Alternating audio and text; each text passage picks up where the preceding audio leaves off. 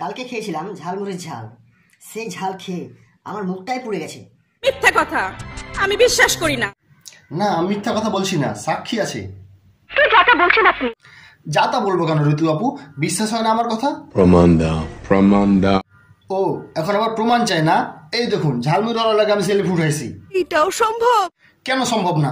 আপনি শুনেন নাই? সম্ভবকে সম্ভব করাই আমার কাজ। আমি শুনি নাই। বাদ দেন তাহিরি কাকু, ও বাচ্চা মানুষ, নাও শুনতে পারে।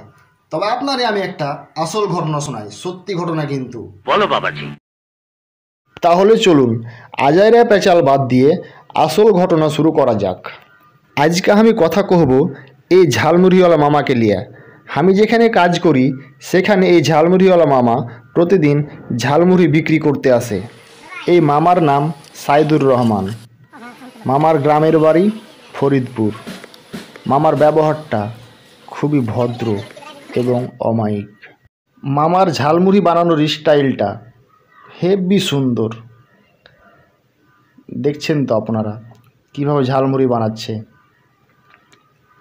মামা এখানে প্রতিদিন আসে 11টার সময়, প্রায় 1 ঘন্টা পৌনে 1 ঘন্টা থাকে।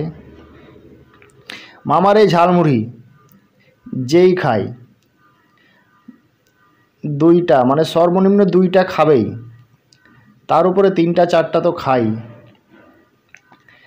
এবং প্রত্যেকেই খায়। মামার একটা স্পেশাল ঝালমুড়ি হচ্ছে আমার ঝাল বাড়াই দিয়েন, আরো বাড়াই দেন, বোম্বে মরিচ দেন। বোম্বাই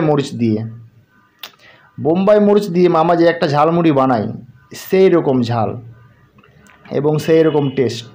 এই যে দেখছেন নাইম শেখ, এ হচ্ছে নাইম শেখ, ক্রিকেটার নাইম শেখের সাথে এর কোনো সম্পর্ক নেই, তারপর সে মাঝে মধ্যে বৃথা চেষ্টা করে ক্রিকেটার হওয়ার। এ হচ্ছে মামার পার্মানেন্ট কাস্টমার, সে প্রতিদিনই ঝালমুড়ি খায় মামার কাছ থেকে। চলেন আমরা এই নন ক্রিকেটার নাইম শেখকে জিজ্ঞেস করি মামার এই ঝালমুড়ি খেতে কেমন, তার কাছে জানি আসল ব্যাপারটা। ভাই, ঝালমুড়িটা খাইতে কেমন?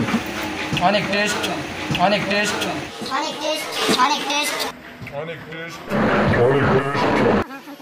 তো বন্ধুরা, আজকের মতো এ পর্যন্তই।